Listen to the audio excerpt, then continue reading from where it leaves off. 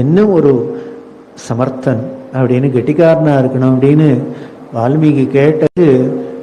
இவன் 2 பேரும் தான் கெட்டிக்காரன், மீதி இல்லை நாங்களாம் அசடு அவ்வளோதான் அப்படின்னு சொல்றாப்புல கெட்டிக்காரத்தனம். அதுல 16 குணத்திலையும் எடுத்துண்டு பார்க்கணும்னு ஆசை. ஆனால் நேரம் காலம் அளவு பண்ணுமான்னு தெரியாது. கூடுமான மட்டும் இந்த 7 நாளில் கவர் பண்ணுறதுக்கு முயற்சி பண்ணுறோம். இது எல்லாத்துக்கும் மேலே அந்த ஈஸ்வர சங்கல்பம் எப்படி இருக்கோ அது கிடைக்கும். அதுக்காக குறைபட வேண்டாம். முடிஞ்ச வரைக்கும் பார்ப்போம், முடியலைன்னு அடுத்த வருஷம் பார்க்கலாம். இப்பயே புக் பண்ணிட்டோம். ஏன்னு அவ்வளவு விஷயம் இருக்கு, அவ்வளவு டீட்டெயில்டாக பார்க்க வேண்டியிருக்கு, அவசியமாக இருக்கு. இப்போ நாம் இதெல்லாம் பார்த்துக்கிட்டு தினத்தினால அவ 2 பேருக்கும் ஒன்றும் லாபம் இல்லை, நமக்கு லாபம். அவசியம் தெரிஞ்சுக்கணும். அதுவும் இந்த காலகட்டத்தில் எங்கே பார்த்தாலும் எதை பார்த்தாலும் வெறும் பொய்யும் புனச்சுருட்டும் பித்தலாட்டமும் வேஷமும். நம்மளை எவ்வளவுக்கு எவ்வளவு மதி மயக்கலாமோ, நம்மளை எவ்வளவுக்கு எவ்வளவு கீழே தள்ளலாமோ அப்படி ஒரு கலை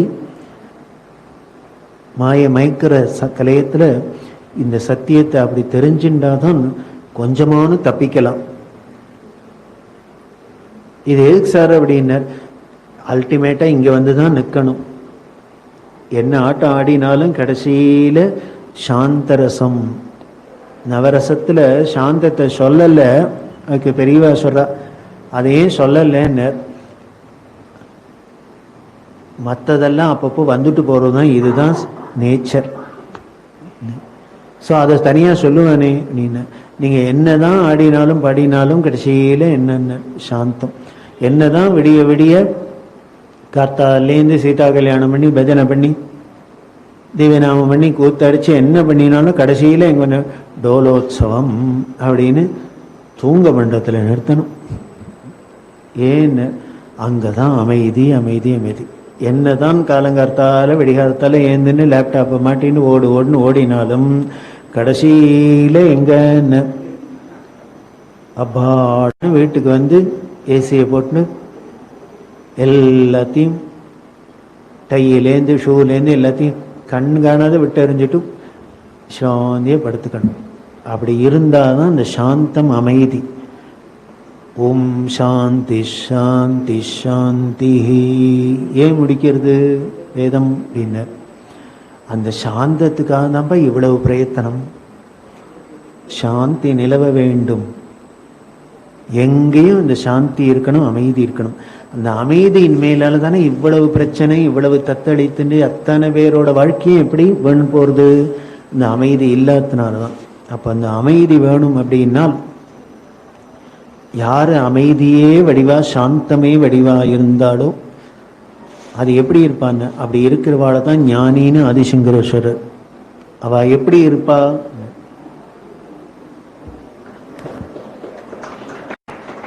சாந்தா மகாந்தோ நிவசன்னி சந்தஹ வசந்தவத் லோகஹிதம் சரந்தஹ தீர்ணாஹ ஸ்வயம் பீம பவார்ணவம் அஹேதுனாம் அந்யான பிதாரேந்தா.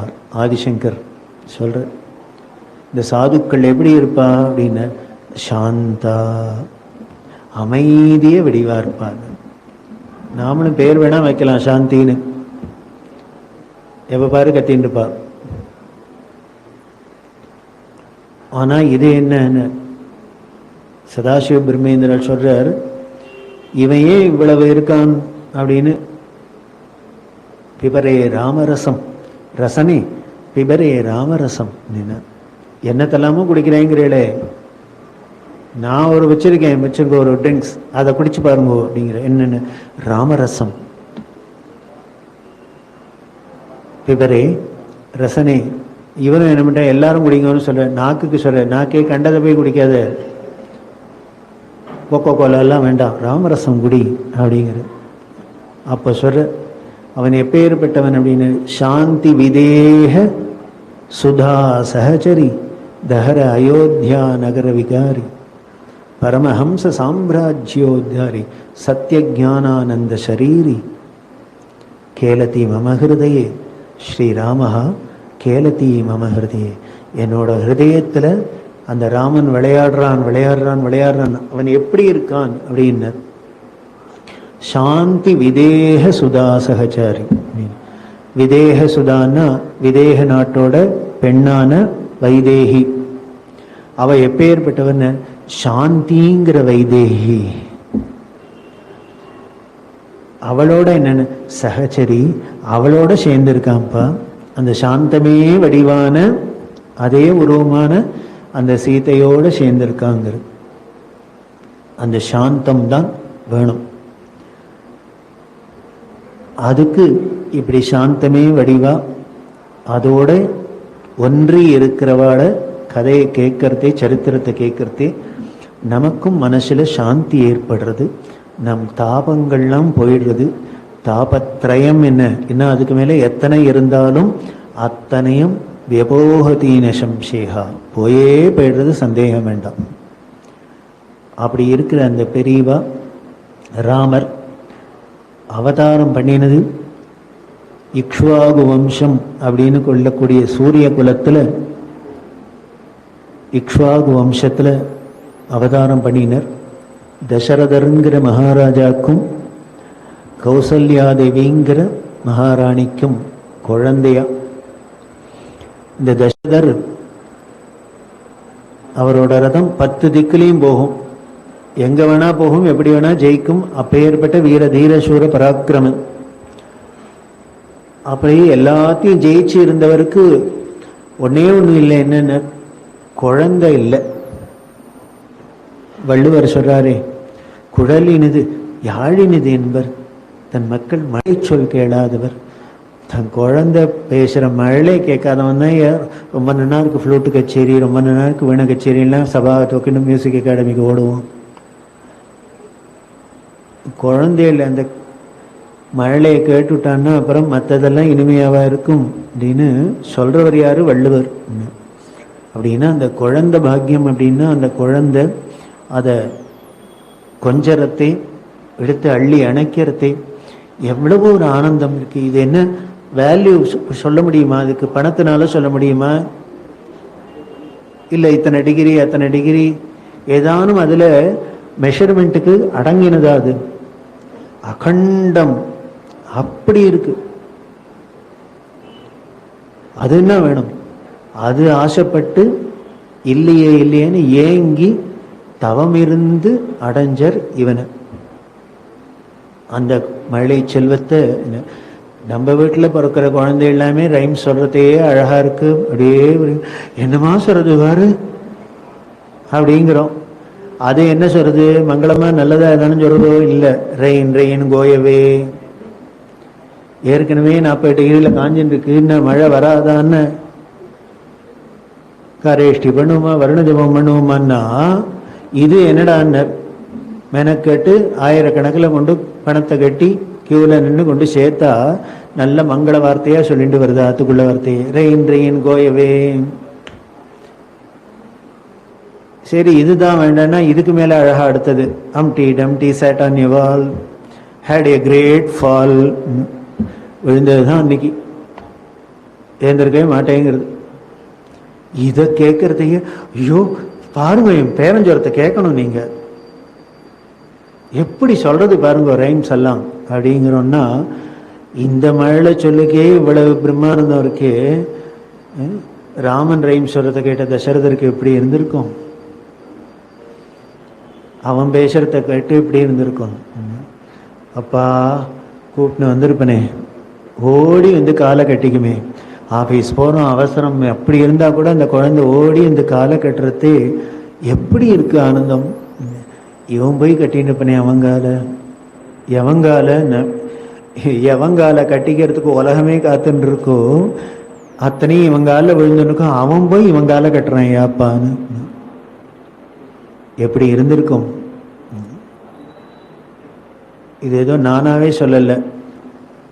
திருவையாறுல ஒருத்தர் உட்காந்து புலம்பரர், திருமஞ்சன வீதியில உட்காந்துட்டு புலம்பி புலம்பி புலம்பி அவரோட புலம்பல்லே சாகித்யமே வந்துடுத்து. சொல்ற ஸ்ரீராம ஜெயராம ஸ்ருங்கார ராமயணி சிந்திம்பராதவோ மனசா, உனக்கு ஸ்ரீராம ஜெயராமான்னு என் மனசை உனக்கு சிந்தனை பண்ண வராதா? ஏன் சிந்தனை பண்ணும் அப்படின்னு. உனக்கு வரலப்பா, அவள்லாம் அள்ளிண்டு போறாப்பா. யாருன்னு? దశరథుడు శ్రీరామ రారా అని పిలువమును తపమేమి చేసినో తెలియ. ஐயோ முன்னால என்ன தபஸ் பண்ணோன்னு சொல்லி இந்த தசரதம். எல்லாருக்கும் குழந்தை பிறக்கிறதுயா, இவனுக்கு ஒரு குழந்தை பிறந்தது. அவனை போய் ஏக வச்சனத்துல ரமா இங்க வாடா, பிரம்மாதி தேவதைகளை கூப்பிட முடியுமா? பார்க்கடல்ல போய் ஏ மகாவிஷ்ணு வாடான்னு கூப்பிட முடியுமா? ஏந்திரான்னு சொல்ல முடியுமா? ஆனா இவன் என்ன பண்றான்னார், ஏக வச்சனத்துல ராரா అని పిలువమును తపమేమి చేసను. ఏమన్నారు? పుల్లయ్య இவன் அப்பாவாயிட்டான், ஸ்டேட்டஸ் வசந்துருத்து. இவன் தான் இப்படி பண்ணான்னார். ஏய் ஒரு டம்ளர் தண்ணி கொண்டு வா அப்படின்னா, இதோ வந்துட்டேன்ப்பா அப்படின்னு இவன் தூக்கின்னு வரான். ஆச்சரியமா இருக்குப்பா, இப்படி எல்லாம் பண்றதுக்கு அவன் என்னையா பண்ணியிருப்பான் தபசு? தெரிய எனக்கு தெரியலையே. அடுத்தது சொல்ற, తళుకు చెక్కుల ముద్దు పెట్ట కౌసల్యమును తపమేమి చేసనో తెలియ. அப்படியே இந்த குழந்தைக்கு குளிப்பாட்டி விட்டு அவனுக்கு தலையை வாரி விட்டு அலங்காரம் பண்ணி அவனுக்கு பவுடர் போட்டு நெத்தியை விட்டு விட்டு எல்லாம் பண்ணிட்டு, அந்த என்னதான் இருந்தாலும் அந்த தாயார் தனியாக அந்த குழந்தையோட அழகை ரசிக்கிறது தனி. என்னதான் இருந்தாலும் கருப்பாக இருந்தாலும் காக்கைக்கு தன் குஞ்சு பொன் குஞ்சு. அப்போ என்ன பண்ணுவோம்னு செல்லம் அப்படின்னு இறுக்கி இறுக்கி கட்டின்னு ஒரு முத்தம் கொடுப்பளே, அதுக்கு ஈடாகுமா? அதை பண்ணினாயா இந்த கௌசல்யாதேவி. చెక్కుల ముద్దు పెట్ట కౌసల్యమును తపమేమి చే, அப்படி அடையிறதுக்கு என்னதான் அவ தபஸ் பண்ணியிருப்போம் அப்படின்னு அத்தனை பேரையும் பார்த்து பொறாமப்படுற திருவையாறுல உட்காந்து இவர். இந்த தசரதன் அப்படி அடைஞ்சானே, இந்த கௌசல்யா எப்படி அடைஞ்சாலே, என்ன தபஸ் பண்ணல. தனவெண்ட கன சூசி உப்பொங்க கௌசி கொடு தப்பமேமி சேசனம். ஒன்னு ஆளை கடத்தின்னு போறாப்புல அயோத்தியிலேருந்து யாக சம்ரட்சணம் அது இதுன்னு புழுகிட்டு, யாரு தன்னால 2 அசுராள்கிட்டேருந்து காப்பாற்ற முடியல, யாகத்தை காப்பாத்துறதுக்கு உன் பிள்ளைய கொடுன்னு கேட்டான்னர். எவர் இந்திராதி லோகத்தெல்லாம் திரிசங்குக்கா தன் சிஷ்யனுக்கா சிருஷ்டி பண்ணினாரோ அப்பேற்பட்ட தபஸ்வி 2 சுண்டைக்கு அசுரனிலேருந்து பாதுகாத்துக்க முடியலையா, உன் பிள்ளைய வாங்கிட்டு போற. பர்த்தியோ கிருஷ்ணா சஷ்யன்னு ஒரு பெரிய மகான், அவர் ஒரு கிரந்தம் எழுதியிருக்கார். ஏன்னா ராமாயணத்துல வருது, தசரதர்கிட்ட வந்து கேட்குறாரோ இல்லையோ, உன் பிள்ளைய யாக சம்ரட்சணத்துக்கு அனுப்பிப்பான்னு. அப்போ தசரதர் பார்த்தாராம், என்ன இந்த ஆளு லூஸ் மாதிரி இருக்கார், யாக சம்ரட்சணத்துக்கு குழந்தைய கேட்குற. அப்போ சொல்ற, ஊன சோழசேவர்ஷானி, அவனுக்கு 16 வயசு கூட ஆகாத குழந்தை சுவாமி, அவன் எப்படி அசுராலெல்லாம் ஜெயிக்க முடியும் அப்படின்ட்டு, நான் வரேன் சதுரங்க சேனையோட 10 திக்கிலையும் கொடி கட்டி பறந்துவான், நான் வரேன். அப்போ அவர் சொன்னார், லூசு ஒன்னையவன் கேட்டான், நான் யாக சம்ரட்சணத்துக்காக வச்சுன்னு போறேன், பின்னால குட் நியூஸோட வருவேன், அப்போ பார்த்துக்கோ எதுக்கு வச்சுன்னு போனேன்னு. அங்க ஒரு வில்லு காத்துன்னு இருக்கு, ஒத்தி காத்துன்னு இருக்கா, ஒரு ஞானி காத்துன்னு இருக்கான், நல்ல மாப்பிள்ளையா கிடைக்காதான்னு தினம் கம்ப்யூட்டரை பார்த்துட்டு மேட்ரிமோனியை பார்த்துட்டு. அப்போ சொல்ற, அப்போ விஸ்வாமித்திர வார்த்தை, இவர் சின்ன குழந்தை 16 வயசு கூட ஆகலை, அவனுக்கு அசுராலெல்லாம் போர் பண்ணி முடியாது, அதனால நான் வரேன் அப்படின்னு தசரதர் சொல்றார். அதுக்கு விஸ்வாமித்திர சொல்றார், இவர் இதானும் வளராத, அகம் வேத்மி மகாத்மானம் ராமம் சத்திய பராக்கிரமம், எனக்கு தெரியும்ப்பா அவன் யாருன்னு. அப்போ சொல்ற, எனக்கு மட்டும் தெரியாது, எனக்கு அது என்னன்னு நன்னா தெரியணும், உன் வசிஷ்டருக்கு தெரியும் கேட்டுக்கோன்ட்டு. உங்குள்ள யாருங்கிறது எனக்கு தெரியும்னர்.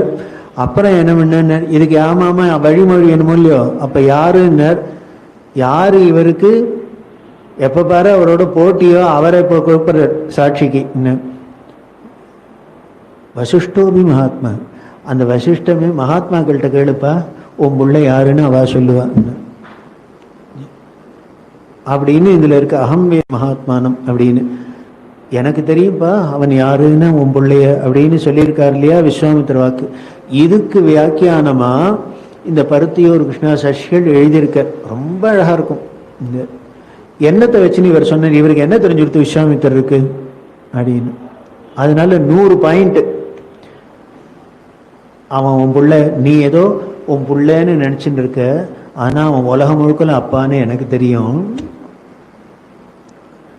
நீ ஏதோ சின்ன பையன் நினைச்சுட்டு இருக்க, 16 வயசு கூட ஆகலன்னு, ஆனா அவன் தான் இருக்கிறதுலே கிழவன் புராண புருஷன். அவன் தானே ஆதியிலேருந்து இருக்கான், அதனால இருக்கிறதுலே ஓல்டஸ்ட் அவன் தானே. இப்படி எல்லாம் சொல்லி 100 ரொம்ப அழகா இருக்கும். அப்படி இல்லாம சொல்றார் இல்லையா. அதை பெயர்பட்ட விஸ்வாமித்திரர் என்ன பண்ணாரான்னு, இவனை எப்படியானு தனியா ஹைஜாக் பண்ணிட்டு போய் என்ஜாய் பண்ணும். இங்கேயே உட்காந்து நின்னா எல்லாரும் வந்து டிஸ்டர்ப் பண்றா. அதனால என்ன பண்ணாருன்னா, இந்த ஷாக்குல யாக சம்ரட்சணம் ஷாக்குல இழுத்துன்னு போயிட்டார். இழுத்துட்டு போய் காட்டுல கல்லுலையும் முள்ளுலையும், இதுவோ சக்கரவர்த்தி திருமகன் பிறந்த அன்னிலேருந்து பூமியிலேயே கால்பட்டு இதுக்கு பழக்கம் இல்லை. இந்த 2 குழந்தைகளையும் இழுத்துண்டு போற காட்டுல, இவர் தபஸ்வி, இவருக்கு காடு மேடு எல்லாம் பழக்கம், கிண்ணு கிண்ணு கிண்ணு கிண்ணு நடந்துன்னு போறார்.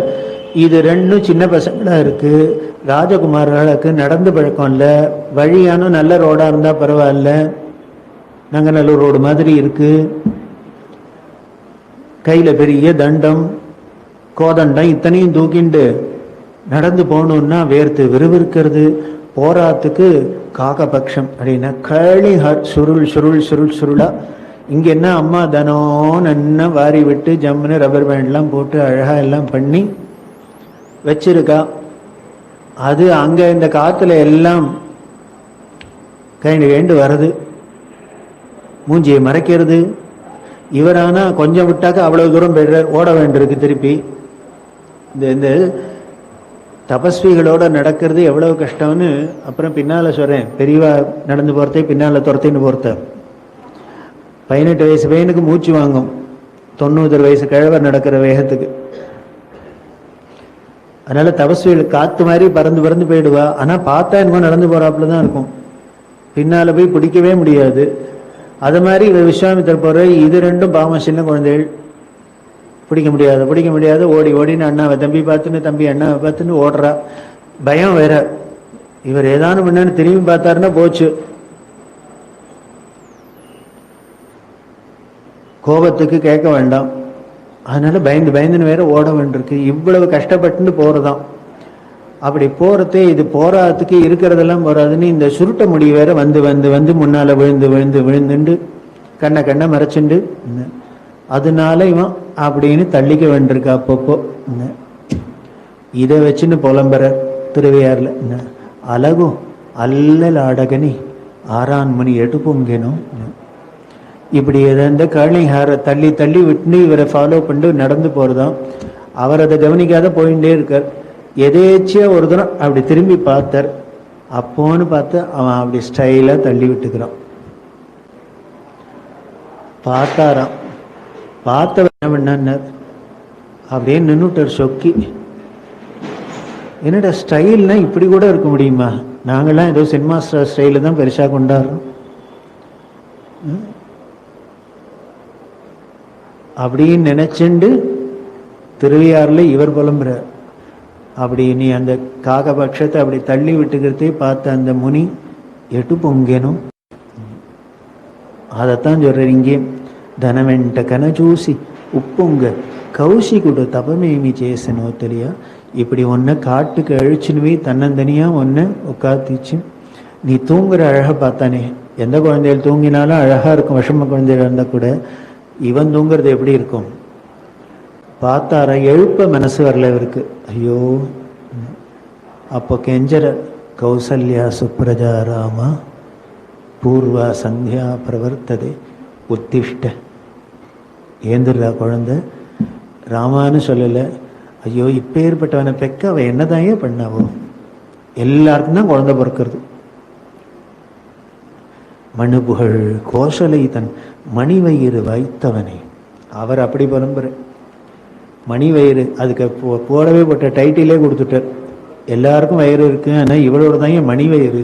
ஏன்னா இந்த மணிமணியா இந்த குழந்தை என்ன சுமந்திருக்கா?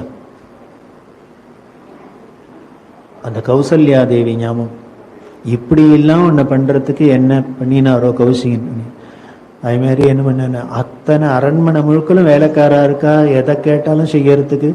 அப்பேற்பட்டவாளெல்லாம் விட்டுட்டு ஒண்டிக்கு ஒண்டியா அழிச்சுன்னு போய் 14 வருஷம் கார்த்தால தூங்கி எழுந்துன்னு ப்ரெஷ்ஷில் பேஸ்ட் வைக்கிறதுலேருந்து ராத்திரி உனக்கு தூங்க பண்ற வரைக்கும் பரிச்சரிய, தனிவார பரிச்சரிய. இவன் ஒத்தனே ஆளின் நாளா இருந்து உனக்கு கைங்கரியம் என்ன தபமேனு சேசனோ சௌமித்ரி மனு தபமேனு. அந்த சௌமித்ரி என்னதான் முன்னால தபஸ் பண்ணியிருப்பேன்.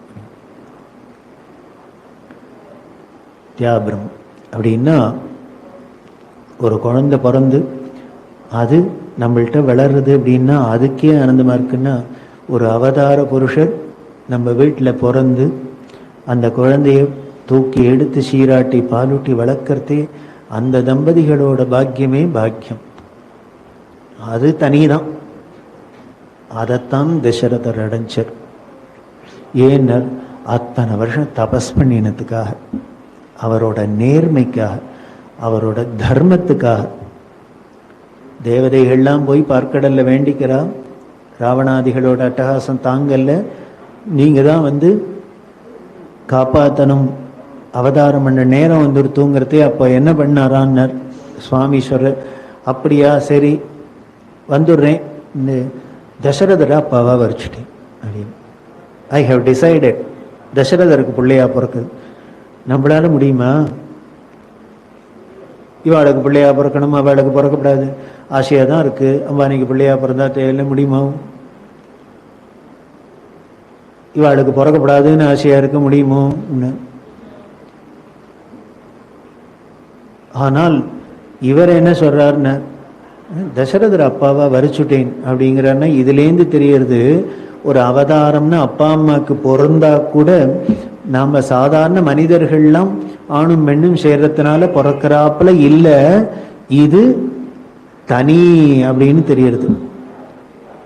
பாகவதத்துல சொல்றாரு, என்ன பண்ணான் பகவான் அப்படின்னர். அந்த பகவானோட சக்தி முதல்ல வசுதேவரோட ஆத்மல்ல வந்து சேர்ந்தது. அவர் கண்ணால தேவகியை பார்த்தார், அவ்வளவுதான், அங்க டிரான்ஸ்பர் ஆயிடுத்துங்க. கேவலம் மனுஷா மாதிரி இல்லை, அங்க அது திவ்யம். அதை போலதான் இங்கேயும் தசரதருக்கு நான் பிள்ளையா பிறக்கிறேன் தீர்மானம் பண்ணினர், பிறந்தார், அவதாரம் பண்ணினர். அங்க அப்படி ரொம்ப நாள் குழந்தை இல்லாத ஏங்கி ஏங்கி பிறந்தாலே ரொம்ப செல்ல குழந்தை தான். அது ரொம்ப செல்ல குழந்தை தான். ஆனால் அந்த குழந்தைகளால எவ்வளவு சந்தோஷம் கிடைக்குமோ அதுக்கப்புறம் டேஞ்சர், கஷ்டமும் கிடைக்கலாம். கிடைச்சது ராமாயணம் நமக்கு பாடம் புகட்டுறது. என்ன அப்படின்னு, காட்டுக்கு போய் சில எந்த குழந்தைக்காக ஏங்கி ஏங்கி பித்தாரோ அந்த குழந்தையோட பிரிவினாலே இவர் ஜீவன் பெரியராப்பலையும் ஆச்சு. எந்த குழந்தைகளை படிக்க வைக்கணும் படிக்க வைக்கணும் படிக்க வச்சு இன்ஜினியரிங் பண்ணி டாக்டரேட் வாங்கிறதுக்குன்னு அமெரிக்காவுக்கு அனுப்புமோ என்ன பண்ணுறது அப்படின்னு கடைசியில் கொரோனால அப்பா அம்மா போனால் கூட வர முடியலை. எவனோ கார்பரேஷன்காரன் எழுத்தறிகிறான் அப்படின்னா என்ன சொல்றது? அப்படி இது எதை காமிக்கிறதுன்னு, எவ்வளவுக்கு இவ்வளோ எதனால சந்தோஷம் கொடுக்கறதோ ஆனந்தத்தை கொடுக்கறதோ அவ்வளவுக்கு எவ்வளோ அதனால பின்னாலேயும் வரலாம், சான்ஸ் இருக்கு. அதை தெரிஞ்சுக்கோன்னு அர்த்தம். தசரதர் அப்படிதான் இருக்கிறது. இப்படி தசரதருக்கு அந்த தர்மமே வடிவா கோசலாதேவிக்கும் பிறந்தது, சந்தோஷத்தை கொடுத்தது, பிரிவினால கஷ்டத்தையும் கொடுத்தது. அப்படின்னா தர்மத்தோட மறுவடிவான பெரியவா விழுப்புரம்ங்கிற இடத்துல பிரம்மஸ்ரீ சுப்பிரமணிய சாஷில் மாதுஸ்ரீ மகாலட்சுமி அம்மாங்கிற உத்தம தம்பதிகளுக்கு குழந்தையா பிறந்தா, ரெண்டாவது குழந்தையா. 1894 வருஷம். அப்படி பிறந்தவர், இவர் பிறக்கிறதுக்கு முன்னாலே இவருக்கு ஒரு அண்ணா கணபதினு, அந்த முதல் குழந்தை பிறந்து இந்த தம்பதிகளுக்கு 10 வருஷம் அடுத்த குழந்தை பிறக்கல.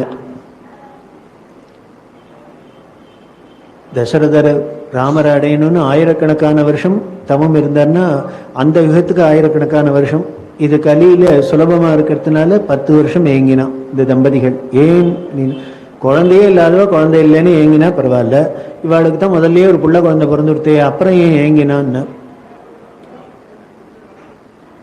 அதுதான் நமது சம்பிரதாயம். சம்பிரதாயத்துல வேதமே பெண்களை எப்படி வாழ்த்துறதுன்னு, தசாஸ்யாம் புத்திரானாதேஹி பதிம் ஏகாதசங்கிருதி அப்படின்னு, நன்ன 10 குழந்தையை பெத்துண்டு சௌக்கியமாயிரு அப்படின்னு பெண்களை வாழ்த்துறது.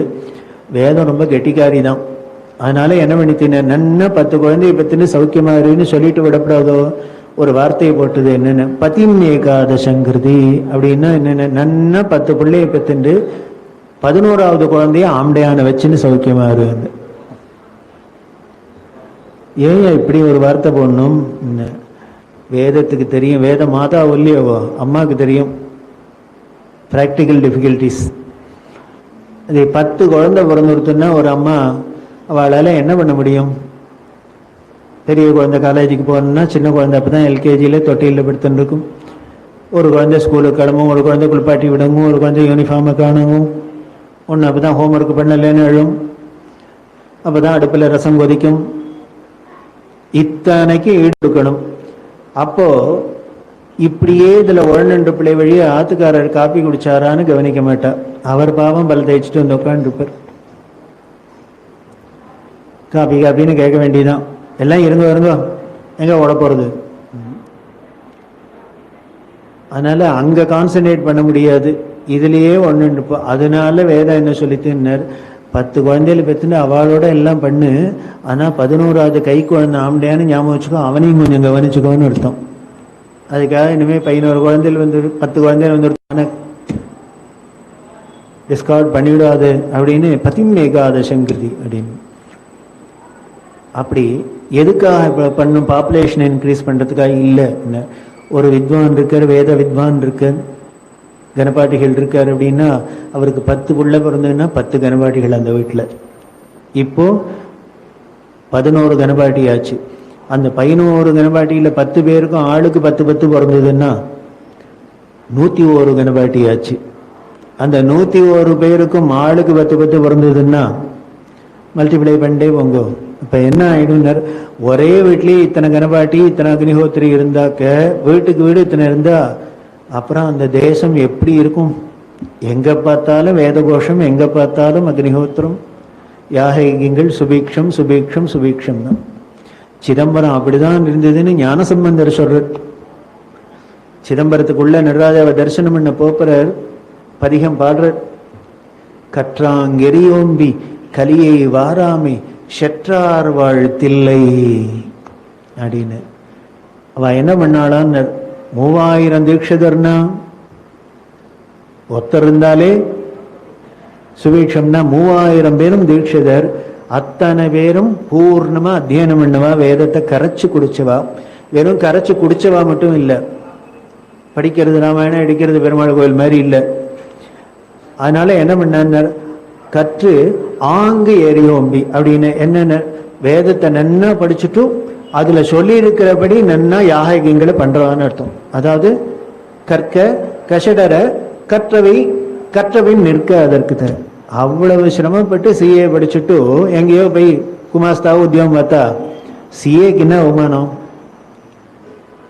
அப்படி கஷ்டப்பட்டு படிச்சதுக்கு என்ன பண்ணணும்னு, அப்படி பேலன்ஸ் ஷீட்ல பச்சைங்கால சைன் பண்ணும், சார்ட்டர்ட் அக்கௌண்டன்ட் அப்படின்னா படிச்ச படிப்புக்கு கௌரவம். அத மாதிரி படிச்ச படிப்புக்கு எப்ப கௌரவம்? அது சொல்றபடி நடந்தா. அப்படி இருக்காளாம் 3000 பேரும். கற்று ஆங்கு எரியோம்பி இப்படி இவ இருக்கிறதுனால என்னன்னர், கலியை வாராமேனர். கலிக்கு மட்டும் விசா கிடைக்காது சிதம்பரத்துக்கு உள்ள என்ட்ரி. எந்த ஊருக்கு வேணால் அது போயிடும், எல்லாத்தையும் கெடுத்துரும். ஆனால் இந்த சிதம்பரத்துக்கு மட்டும் நோ, கிடைக்கவே கிடைக்காது. ஏன்னர் இந்த 3000 பேரும் உட்காந்து கெடுக்கிறானுங்க, நம்மளை உள்ள விட வராது. எப்போ பாரு வேத கோஷம், எப்போ பாரு உபாசனை போக, அக்னிஹோத்திர போக. அதனால ஒரு பக்கமாகவும் உள்ள நுழைய முடியாத கலியை வாராமையை சற்றார், கலியை வரவிடாத சொல்ற கெட்டிக்காரன்லாம் வாழறதில்லை. அதை பார்த்தா நான் சுவாமி ஆனந்தமா இருக்குன்னா, அப்ப நம்ம ஹாப்பியா ஆடணும்னா இந்த ஊர் தான் ஏன் லாய்க்கு அப்படின்னு இவர் ஆனந்த நடராஜமூர்த்தியா போயிட்டாராம். செற்றார் வாழ்த்தில்லை சிற்றம்பலம் மேய முற்றா வெண்திங்கள் முதல்வன் பாதமே பற்றான் என்றாரே பற்றா பாவமே. அப்பேற்பட்ட அவனோட பாதத்தை பிடிச்சிட்டீங்கன்னா ஒன்ன பாவம் பிடிக்காது ஐயா. அந்த பாதத்தை பிடிச்சா பாவம் பிடிக்காது. அதுக்காக நிறைய குழந்தைய பெற்றுக்கோன்னு, பாப்புலேஷன் இன்க்ரீஸ்க்காக மட்டும் இல்லை, அப்படி நிறைய வேதம் விருத்தி ஆகணும், வேத படிச்சவா வித்தி ஆகணும், அதுல யாகியம் பண்றவா வரணுங்கிறதுக்காக அப்படி பண்ணின. அத பரம்பரையில வந்ததுனால இந்த அம்மா சுப்பிரமணிய சசில் ஏங்கினா, நமக்கு இப்படி ஒரு குழந்தை ஆயிடுத்தே, ஒரு பிள்ளை வம்சம்னு குறைப்பட்டுப்பா. அந்த இருக்கிறதே ஒண்ணுன்னா அதுக்கும் ஏதான ஆச்சுன்னா வம்சமே இல்லாத போயிடும். அதனால ஒண்ணுக்கு 2 இருக்கணும் 4 இருக்கணும்னு தானே ஆசைப்படுறோம். தனிமரம் தோப்பாகாது, ஒரு பிள்ளை வம்சமாகாது. அதனால இந்த சுப்பிரமணிய சாட்சி மகாலட்சுமி இன்னொரு குழந்தை பிறக்காதா, இன்னொரு குழந்தை பிறக்காதா, இன்னொரு குழந்தை பிறக்காதான்னு 10 வருஷம் தவம் இருந்தா. அந்த தவப்பயனாதான் இவர் பிறந்தார். அப்படி பிறந்தா அந்த குழந்தைய சீராட்டி பாலூட்டி தாலாட்டி மகாலட்சுமி அம்மா வளர்த்திருக்கான்னா எப்பேற்பட்ட பாக்கியசாலியா இருக்கணும். எந்த கௌசல்யா தேவிக்கு, எந்த தேவகிக்கு, யசோதைக்கு, ஆரியாம்பாளுக்கெல்லாம் கிடைச்சதோ அதுன்னா இந்த அம்மாவுக்கும் கிடைச்சது. அப்படின்னா எவ்வளவு சந்தோஷப்பட்டிருப்போம். அப்படி எவ்வளவு சந்தோஷப்பட்டான்னர், 13 வருஷம் சந்தோஷப்பட்டா. இந்த குழந்தைய அடைஞ்சவா இப்பேற்பட்ட பாக்கியசாலி 13 வருஷம்தான் சந்தோஷப்பட்டா. ஏன்னு 13வது வயசுல இந்த அப்பா அம்மாவுக்கு குழந்தை இல்லைன்னு இவர் சன்னியாசம் வாங்கிட்டு காஞ்சிகாமகோடி பீடாதிபதியா வந்தாச்சு. 97 பிப்ரவரி 13 கலவைங்கிற இடத்துல 13 வயசு குழந்தைக்கு சுவாமிநாதனுக்கு சன்னியாசாசிரமம் கொடுத்து பீடாதிபதியா ஆக்கினா. அன்னைக்கு பார்த்தவாதான் தன்னோட செல்ல குழந்தைய. இந்த குழந்தைக்கு ஆத்துல நிக்நேம் என்ன அப்படின்னா பெரியவாளுக்கு கிணின்னு பேரு. அம்மா அப்பா கூப்பிடுறது கிணி. என்ன கன்னடத்துல கிணின்னா கிளி, செல்லக்கிளி. அந்த செல்லக்கிளியை 13 வருஷம் தான் வாழால கொஞ்சம் முடிஞ்சது. அதுக்கப்புறம் இது சன்னியாசி ஆயிட்டதுனால அப்பா அம்மா மாதிரி பாசம் மிக்கவாளெல்லாம் அங்க போனாக்க அவளுக்கும் அதுக்கு ஒரு இடம் கொடுக்குங்கிறதுனால இவா கடைசி வரைக்கும் பார்க்கவே இல்லை. ஆனால் அப்புறம் இந்த உலகம்தான் 87 வருஷம் அவரை அனுபவிச்சு. இந்த பெத்தவா 13 வருஷம்தான் அனுபவிச்சா, உலகம்தான் 87 வருஷம் அனுபவிச்சது. அப்படின்னா இதுலேருந்து தெரியறது, ராமரா இருக்கட்டும், பெரியவாளா இருக்கட்டும், எந்த அவதாரமா இருக்கட்டும், அப்படி ஆயர்பாடியில கோகுலத்துல அத்தனை பேரோடையும் கூத்தடிச்சவர் கம்சவதத்துக்காக மதுரா வந்தவர் தான். அப்புறம் திரும்பி கூட பார்க்கல பிருந்தாவனத்து பக்கம், கோகுலம் பக்கம். பாவத்துல அதுக்கப்புறம் யசோதையெல்லாம் வந்து பார்த்தாரான்னு கூட தெரியல. நந்தகோபுரம் யசோதையும் அதுக்கப்புறம் துவாரகைக்கு போனார், அவ்வளவுதான், அதோட பினிஷ். இது எதிரையும் தெரியுதுன்னு. அவ்வளவு எவ்வளவுக்கு விட அவதாரமா இருந்தா கூட நம்ம கை கிடைக்கிறதே ஒரு சேர்க்கைன்னு இருந்தா பிரிவுன்னு ஒண்ணு இருக்கும், சேர்றதுன்னு இருந்தா பிரிவுன்னு இருக்கும் அப்படின்னு தெரியறது. இதை ரெண்டையும் புரிஞ்சினோம் அப்படின்னால் சமமா எடுத்துனோம்னா வாழ்க்கை சக்சஸ், அவ்வளவுதான். சாந்தி சாந்தி சாந்தி.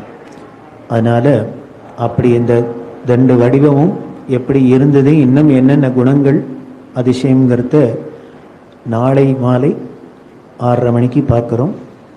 எதுக்குமே சேர்க்கைன்னு இருந்தால் பிரிவுன்னு இருக்கிறாப்புல ஆரம்பிச்சாக்க முடிவும் இருக்கணும். அதனால் 10 நிமிஷம் கூட முடித்தா கூட 10 நிமிஷம் லேட்டாக ஆரம்பிச்சு, அதனால் நாளை மாலை 6:30 மணிக்கு சரியாக நாம் சந்திக்கலாம். நாளையிலேருந்து அடுத்த சனிக்கிழமை மட்டும் 6 நாளைக்கு இருக்குது. அந்த 2 வடிவத்தோட அந்த தர்மமான வழிகளை ஆனந்தமாக அனுபவிக்கலாம். ஜானகி காந்த ஸ்மரணம். சத்குரு சுவாமினஹ.